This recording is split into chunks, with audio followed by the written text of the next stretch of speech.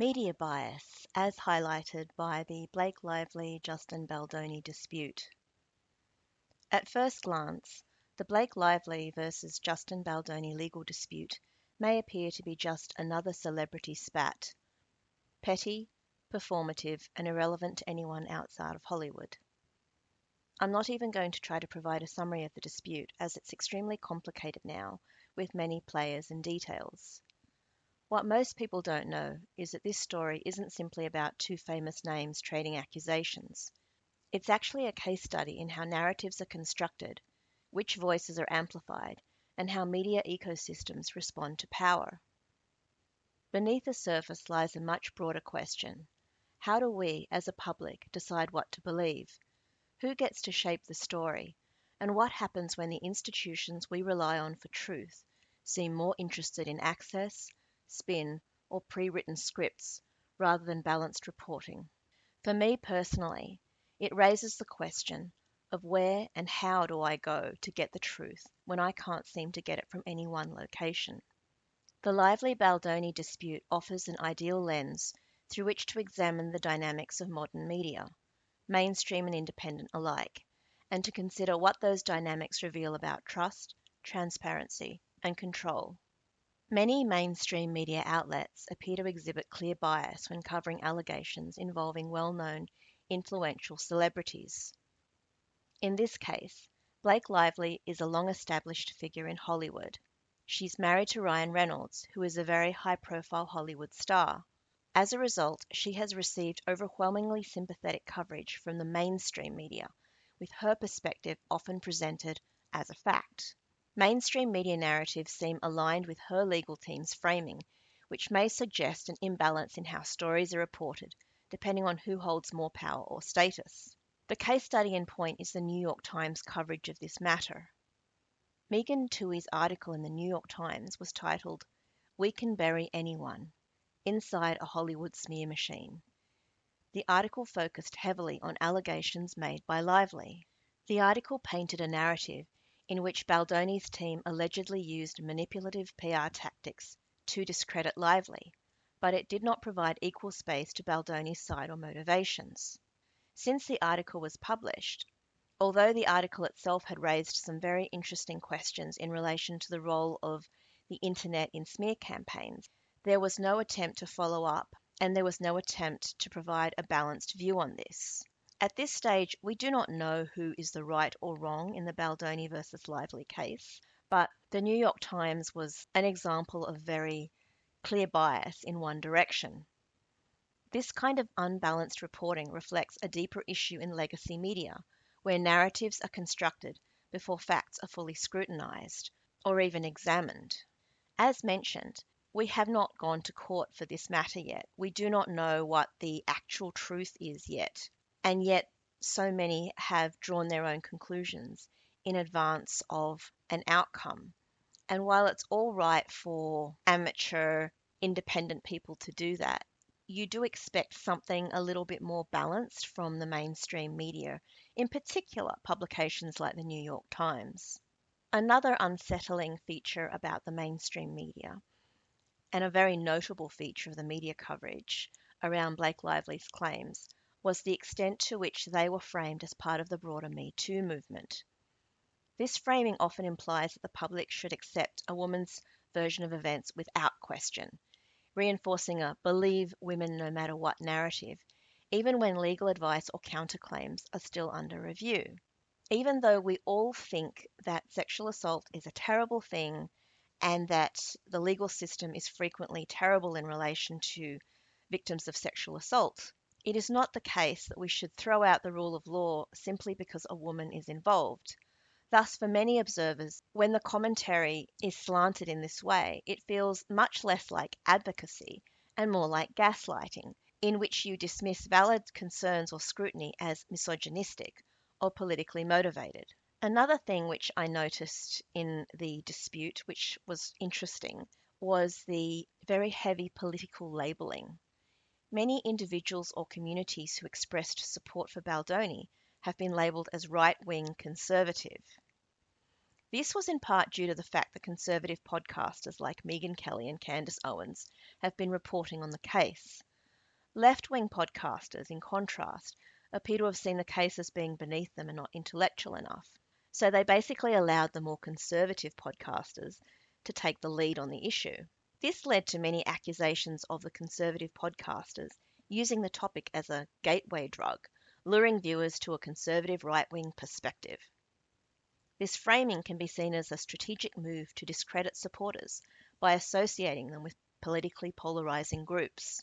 It is an insulting way of approaching the issue because it implies that people are so dim-witted that just because they are interested in someone's views about celebrities, that this will automatically translate to being lured towards their views on other more significant political issues.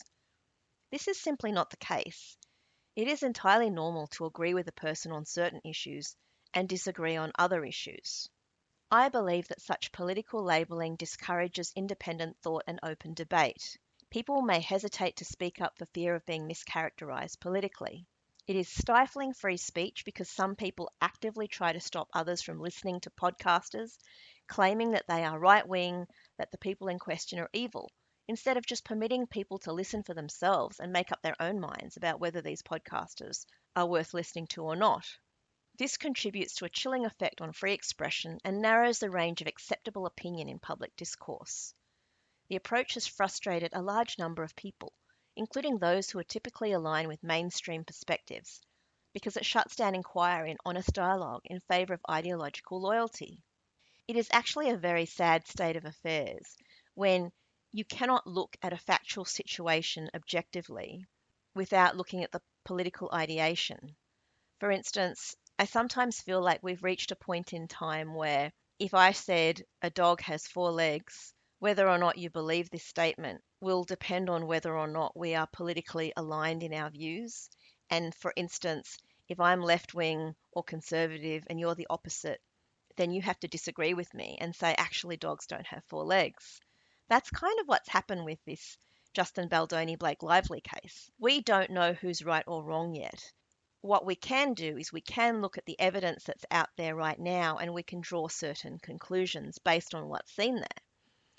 But what I've observed is that rather than just looking at it very critically, people are trying to skew towards political lines, and that doesn't make sense to me because when there's a legal dispute, we really should be looking at the evidence and the facts. The thing that I have found the most fascinating in this whole thing is the role of independent content creators. So there's been a real challenging of mainstream narratives. Platforms like YouTube, TikTok, Substack, and Reddit have become arenas where independent creators critically analyze and debate issues that have been ignored or misrepresented by the mainstream media. In the Lively Baldoni dispute, it's been the content creators who have investigated, broken down legal filings, highlighted inconsistencies, and they have been asking the hard-hitting questions that the traditional journalists should have been asking, but haven't been asking. It's been really interesting to me that that's what's happened. Naturally, there are reception and credibility issues here. So these creators are often mocked or dismissed by mainstream outlets as amateurs or conspiracy theorists, regardless of the quality or depth of their analysis. There's almost a kind of disdain by the mainstream media towards these content creators. And I also feel like they feel a bit threatened. Nonetheless, many viewers seem to trust these independent voices more than traditional media because of their transparency and their willingness to engage directly with primary sources. Nonetheless, there are still limitations and complexities in relation to content creators as well. It is very tempting to paint the picture in simple terms. Mainstream media bad, YouTubers good. The reality is actually much more complex. Independent creators are not a homogenous group. There are some creators out there who genuinely aim to report and interpret information with care and integrity. Some of my favorite podcasters are very balanced, objective, non-partisan, and very critical in their thinking. They have a lot of intellectual rigor in the way they approach this topic. Others are clearly motivated by clicks, sponsorship, and personal gain, with little regard for accuracy or ethics. In my mind, they're basically amateur tabloids or gossip columnists. There's absolutely nothing wrong with that, But when you watch that kind of podcast, you really have to make sure you keep in mind that they're quite different from a podcast that is not so biased. So if you're looking at a podcaster who's clearly motivated by clicks, sponsorships, personal gain, and they don't really care about accuracy or ethics or anything like that, you're probably watching them for entertainment value rather than genuine facts and information. Nonetheless, I do believe that overall, the volume and variety of independent voices has at least introduced what I call a productive chaos. It has allowed for competing perspectives and rapid information flow. So, the mainstream media, we simply don't have that kind of diversity and also that kind of speed. The mainstream media often gives the impression of cohesion. They have identical dot points and sound bites repeated across platforms, as if a single script has been distributed. Of course, this is in part due to the fact that there's been such a consolidation of the media. So many of the media outlets are owned by the same company or individuals. And so it's no surprise that, the news that you're getting is the same. But in this particular issue, I have certainly observed that the sound bites and the quotes across the mainstream media appear to be the same, as if the PR company for a party has been disseminating the information and people have just gone off that. Whereas when you go to the independent content creators, they report on those statements, but they also dig a little bit deeper.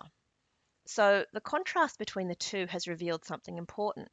Both spheres have integrity issues, but the decentralized nature of independent content allows the public greater access to competing narratives and ultimately the chance for us to draw our own conclusions. We simply don't have that kind of diversity of choice when it comes to the mainstream media. So it's very easy to look at the content creators and condemn them all as bad because there are some bad ones. And it's also very easy to say, oh, they're great, they're independent, when actually only some of them are very balanced and have integrity.